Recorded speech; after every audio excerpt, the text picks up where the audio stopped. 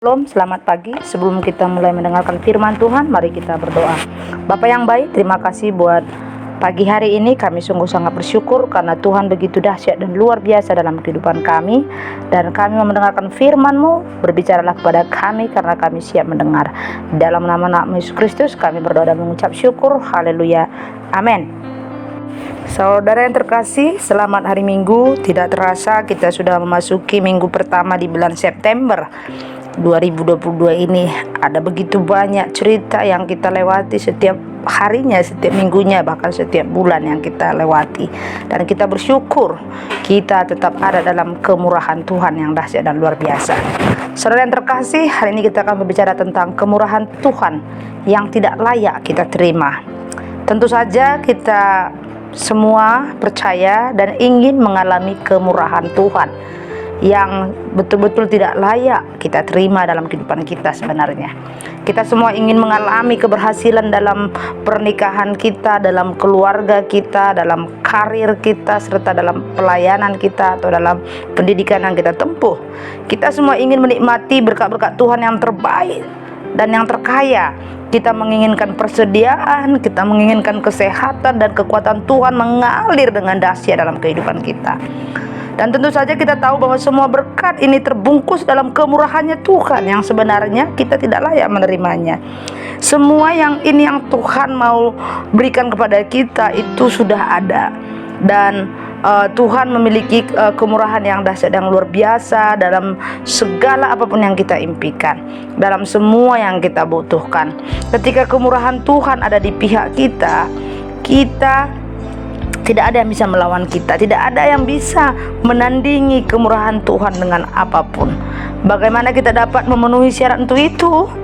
Jika kita tidak dapat mengusahakannya, tidak layak atau tidak pantas mendapatkannya, bagaimana kita dapat yakin bahwa kita memperoleh kemurahannya yang tidak layak kita terima itu? Nah, sekarang kasih karunia Tuhan, kemurahan Tuhan itu sebenarnya tidak layak kita terima. Tapi bagaimana kita bisa mendapatkan yang tidak layak kita terima ini? Tentu saja banyak sekali kita bisa melihat informasi, mendengar khotbah, membaca artikel, membaca buku, mendengar pengajaran. Kita telah diajarkan banyak sekali bagaimana kita untuk terus berpikir besar, menjadi pribadi yang positif, dan untuk mengharapkan perlakuan yang istimewa. Saudara terkasih, kita bersyukur bahwa kita adalah orang Kristen yang betul-betul Tuhan berikan kita kemurahan yang dahsyat dan luar biasa. Mari kita lihat Alkitab kita dalam 2 Korintus 5 ayat 21. Di sana dikatakan, Dia yang tidak mengenal dosa telah dibuatnya menjadi dosa karena kita, supaya dalam Dia kita dibenarkan oleh Allah. Saudara-saudara terkasih, ayat ini mengatakan bahwa Dia yang tidak mengenal dosa telah dibuatnya menjadi dosa karena kita, supaya dalam Dia kita dibenarkan oleh Allah. Nah, inilah hak kita, saudara yang terkasih. Ya, kita diberikan Tuhan hak untuk mendapatkan kasih karunia Allah, di mana Allah yang tidak mengenal dosa tadi dibuatnya menjadi dosa karena kita, supaya kita ada dalam Dia dan kita dibenarkan oleh Allah. Saudara terkasih, mari kita merenungkan ini dan kita betul-betul memiliki hak atas kemurahan Tuhan yang sebenarnya tidak layak kita terima. Karena apa? Kitalah yang berdosa. Ya, dalam kehidupan kita bisa lihat berapa banyak sering kali kita buat kesalahan atau hal-hal yang membuat kita jadi jatuh dalam dosa. Nah, tapi Tuhan bilang, Dia yang tidak mengenal dosa telah dibuatnya menjadi dosa karena kita yang berdosa, supaya dalam Dia kita dibenarkan oleh Allah. Jadi kita bisa menikmati kemurahan Tuhan karena memang Tuhan sudah menyelesaikan dosa kita. Saudara terkasih, kebenaran kita di dalam Kristus adalah hak kita atas kemurahan Tuhan. Inilah kebenaran. Kita berhak dalam kemurahan Tuhan. Sahabat yang terkasih, kita telah bisa melihat kalau dalam kematian Tuhan Yesus di Bukit Golgota, tempat tengkorak inilah tempat manusia yang tidak berdosa menjadi dosa, sehingga kita, saya dan saudara menjadi kebenaran Tuhan di dalam Dia. Kebenarannya adalah hak saudara, kebenarannya adalah hak kita atas kemurahan Tuhan yang tidak layak kita terima.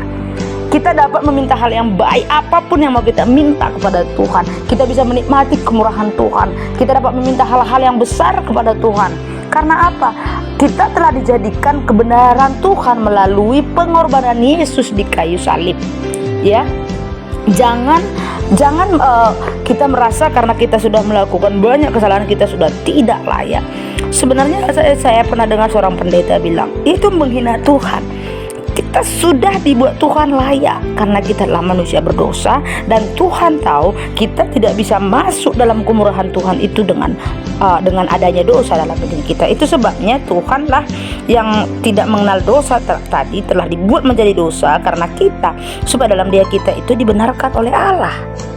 Jadi sekarang kebenaran kita dalam Kristus adalah dasar yang pasti di mana kita dapat membangun harapan kita untuk menerima kemurahan Tuhan yang tidak layak kita terima tadi. Tuhan melihat kita melalui lensa salib anaknya, dan sama seperti Yesus saat ini layak memperoleh berkat, damai sejahtera, kesehatan, dan kemurahan. Begitu juga kita. Nah, ini yang harus kita pahami, bahwa arti, makna, atau definisi yang benar tentang kebenaran itu. Ada banyak kesalahpahaman tentang pengertian dari kebenaran itu atau definisi dari kebenaran itu sekarang ini. Banyak orang percaya bahwa kebenaran dengan daftar hal-hal yang harus mereka lakukan, dan jika mereka memenuhi daftar ini dan itu, maka mereka merasa benar. Sebaliknya, ketika mereka gagal dalam hal ini dan itu, tindakan atau perilaku mereka merasa tidak benar. Namun, saudara yang terkasih, definisi dan pemahaman yang salah tentang kebenaran inilah yang sering sekali membuat kita malah tidak bisa menikmati kemurahan Tuhan yang sudah Dia berikan kepada kita. Ya, sama seperti dalam Alkitab tadi yang 2 Korintus tadi mengatakan bahwa Dia yang tidak mengenal dosa tadi telah berdosa karena kita. Lihat di sini dia tidak mengatakan setelah kita melakukan hal yang benar maka kita bisa dibenarkan oleh Allah. Tidak. Kita tidak melakukan kebenaran. Ya, kita tidak sedang melakukan kebenaran sehingga kita ada dalam kasih karunia Tuhan. Tidak.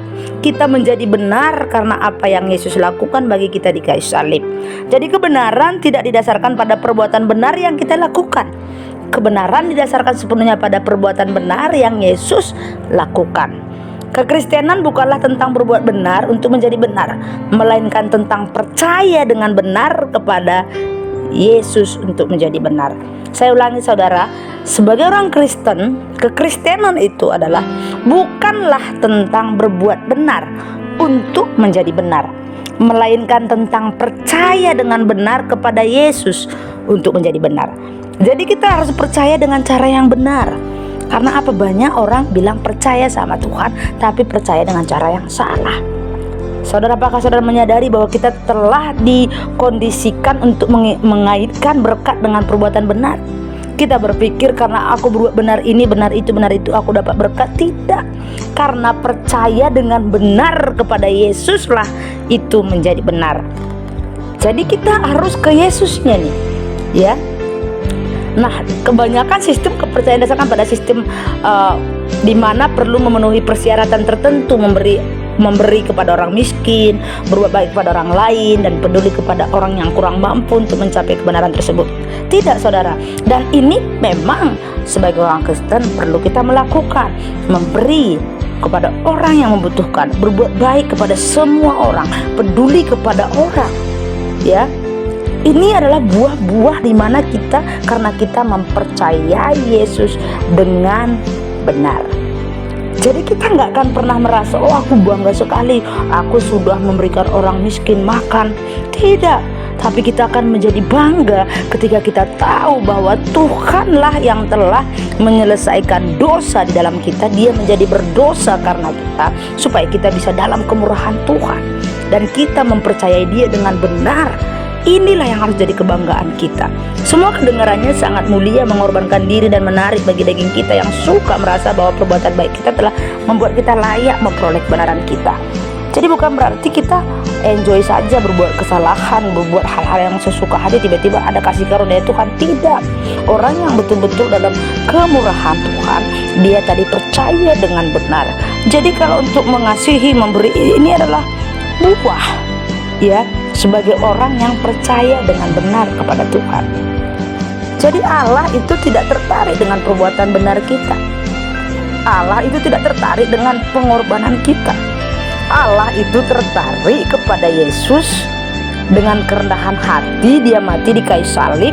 Ia melihat korban sempurna anaknya di Kalvari untuk membenarkan saudara dan menjadikan saudara benar. Jadi itu yang Allah tertarik, saudara yang terkasih. Jadi sekarang kita ngapain? Kita bisa menikmati kebenaran firman Tuhan. Kita hidup dalam kebenaran Tuhan. Kita percaya kepada Tuhan dengan cara yang benar. Jadi saudara yang terkasih, di dalam sebuah Alkitab Perjanjian Baru, di mana Rasul Paulus mengatakan di sana, aku tidak menolak kasih karunia atau kemurahan Tuhan, karena seandainya kebenaran disebabkan oleh hukum Taurat, maka sia-sialah kematian Kristus. Jadi saudara yang terkasih, mari jangan kita menganggap remeh ayat ini. Pertimbangkan dengan hati-hati apa yang Paulus katakan di sini.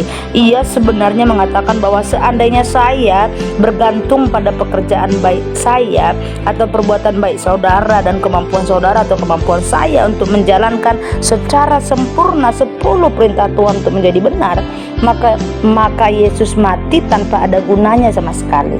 Itulah arti sia-sia, tanpa ada gunanya sama sekali. Karena itu saudara yang terkasih, bahwa dalam kehidupan kita ini Yesuslah yang dilihat Allah di dalam diri kita. Karena itu mari kita, saya ingatkan lagi, mari kita hidup dalam kebenaran firman Tuhan, dalam kemurahan Tuhan, mempercayai Tuhan dengan benar dan kepada Yesus untuk menjadi benar. Jadi kita kekristenan tadi bukan tentang berbuat benar untuk menjadi benar, melainkan tentang percaya dengan benar kepada Yesus untuk menjadi benar. Jadi di sana intinya percaya kepada Yesus dengan cara yang benar. Tuhan Yesus memberkati. Bapa, terima kasih. Kami sungguh sangat bersyukur karena kami hidup dalam kemurahan Tuhan. Terima kasih buat semua anugerah-anugerah indah yang Tuhan berikan dalam hidup kami.